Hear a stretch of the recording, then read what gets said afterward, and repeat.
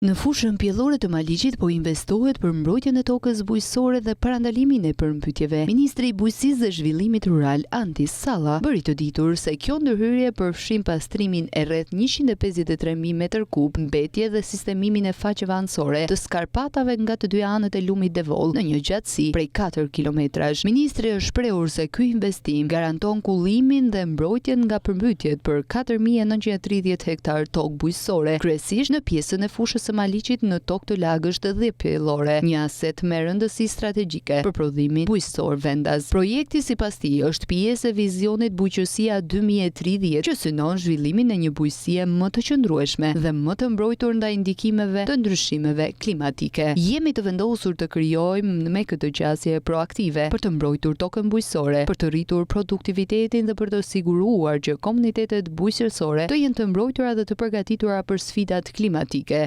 I ministri. Ky investim është një hap konkret të drejt forcimit të infrastrukturës ujitëse dhe kulluese, duke ndihmuar drejt për drejt mijëra fermer në një nga zonat më të rëndësishme të bujqësisë shqiptare.